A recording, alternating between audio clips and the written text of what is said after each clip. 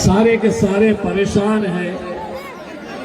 कभी एक दौर हुआ करता था इसी महाराष्ट्र के अंदर, जब बाल ठाकरे आते थे तब जाकर शिवसेना के अंदर ऐसा जोश हुआ करता था।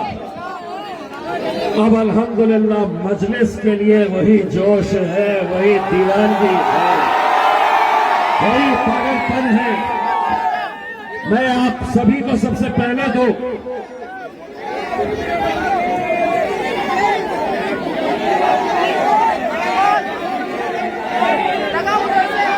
सुनो, मैं सबका हिसाब चुकाने के लिए आया हूं।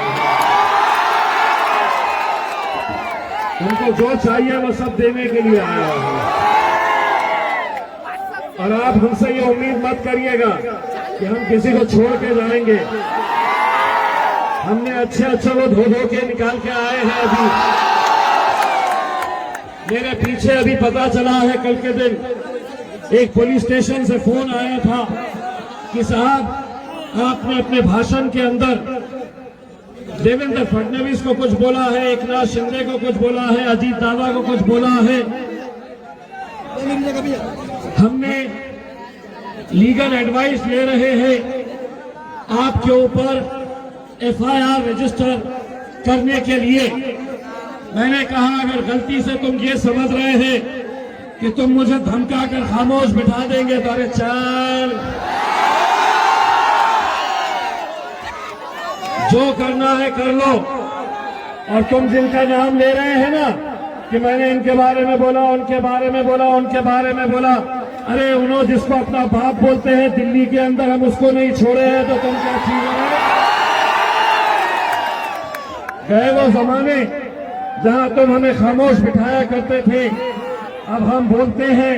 और यकीनन हमारी जबान अब खामोश इसलिए नहीं बैठेगी कि इस मुल्क के अंदर कानून इम्तियाज जलील के लिए अलग है और कानून उनके लिए अलग है।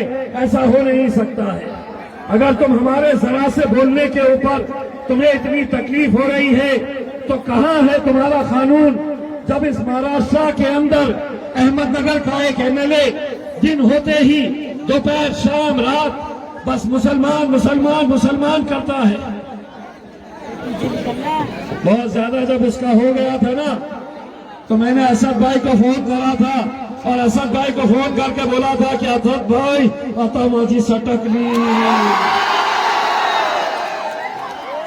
बोले क्या करेंगे? मैं बोला अभी जरा जाऊंगी तो बोले तुम अकेले क्यों जाएंगे, मैं भी आ रहा हूं।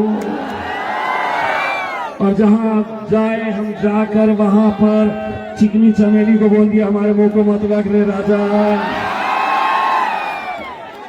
फिर एक दूसरा था बंबई के अंदर, पूरे मीडिया वालों को बुला लेता था और रोज कुछ ना कुछ बोलते रहता था। और मुझे उसको देखकर इतना डर लगता था कि कहीं असदुद्दीन अवैसी साहब में आ जाएगा तो क्या होगा। कौन है मालूम है वो?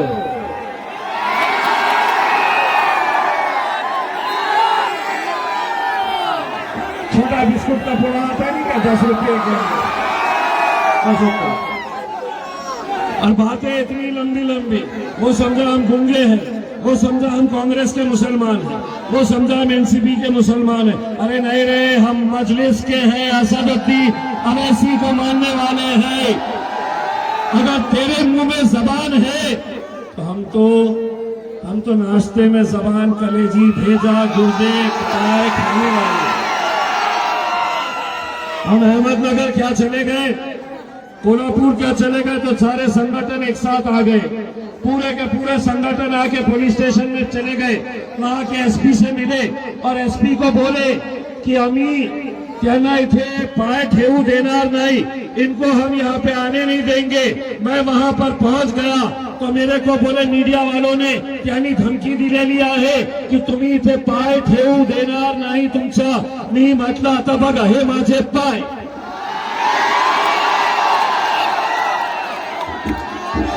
हे माझे पाय आणि मी हे ठेवणार। आता कर काय करतो?